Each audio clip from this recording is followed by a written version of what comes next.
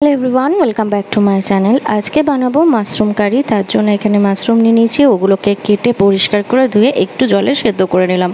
এরপর ভেজে নেব হালকা করে সাদা তেল দিয়ে, তার মধ্যে মাশরুমগুলোকে দিয়ে ভালো করে ভেজে নিলাম। এখানে কেটে রেখেছি পেঁয়াজ আর ক্যাপসিকাম, চিলি চিকেনে যেরকমভাবে কাটে সেরকমভাবে কেটেছি। আর এখানে গ্রেট করব একটু আদা, রসুন, কাঁচা লঙ্কা, টমেটো আর পেঁয়াজ। এরপর কড়াই সাদা তেলের মধ্যে দিয়ে দিলাম দুটো শুকনো লঙ্কা, একটা তেজপাতা। এরপর পেঁয়াজের পেস্টটাকে দিয়ে সেটাকে কিছুক্ষণ ভাজা ভাজা করে নিতে হবে। মানে পেঁয়াজ আর টমেটোটা একটু নরম হয়ে এলে এর মধ্যে এক এক করে গুঁড়ো মশলা অ্যাড করে দেবো। প্রথমে দিয়ে দিলাম আন্দাজ মতো নুন, এরপর ধনে গুঁড়ো, হলুদ গুঁড়ো আর দিয়ে দিলাম বেশি করে একটু জিরে গুঁড়ো।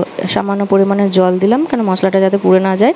এরপর ভালোভাবে নেড়ে চেড়ে নেওয়ার পর ওপর থেকে দিয়ে দিলাম, এরপর ভালো করে ভেজে নেওয়ার পর ওপর থেকে দিয়ে দিলাম কাশ্মীরি লঙ্কার গুঁড়ো। কাশ্মীরি লঙ্কার গুঁড়ো দিয়ে দেওয়ার পর এরপর পরিমাণ মতন একটু চিনি দিতে হবে, দিয়ে ভালো করে নাড়ি চাড়িয়ে নিয়ে এটাকে ঢাকা দিয়ে রেখে দিতে হবে। মশলা থেকে তেল ছেড়ে দিয়েছে। এরপর আবার মশলাটাকে নাড়িয়ে নেওয়ার পর ওপর থেকে কিছুটা ফ্যাটানো টক দই নুন দিয়ে ফেটিয়ে রেখেছিলাম সেটাকে দিয়ে দিলাম, দিয়ে ভালো করে গ্রেভিটাকে বাড়িয়ে নিলাম। এরপর ভালোভাবে কষিয়ে নেওয়ার পর আবার ঢাকা দিয়ে কিছুক্ষণ এটাকে হতে দেবো। ঢাকা দিয়ে কিছুক্ষণ রেখে দিয়েছিলাম। এরপর মশলাটা থেকে ভালো মতো তেল ছেড়ে দিয়েছে। এরপর উপর থেকে দিয়ে দেবো কেটে রাখা ডুমো ডুমো করে পেঁয়াজ আর তার সাথে ক্যাপসিকাম। এই ক্যাপসিকাম আর পেঁয়াজটাকে দেওয়ার পর এটা খুব ভালো করে মশলার সাথে কিছুক্ষণ নাড়িয়ে চাড়িয়ে কষিয়ে নেব। পর গ্রেভি বাড়ানোর জন্য ওপর থেকে দিয়ে দিলাম জল দিয়ে ভালো করে মিশিয়ে নেওয়ার পর যখন ক্যাপসিকাম আর পেঁয়াজটা একটু নরম হয়ে আসবে তখন এর ওপরে মিশিয়ে দিলাম ভেজে রাখা মাশরুমগুলো কত বড় বড় ছিল, ছোট কতটুকু হয়ে গেছে।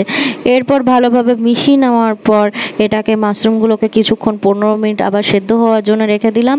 তারপরই ব্যাস নামিয়ে নিলাম। আজকের রান্না তৈরি মাশরুম কারি। কেমন হয়েছে অতি অবশ্যই জানাবেন। দেখা হচ্ছে পরের ভিডিও।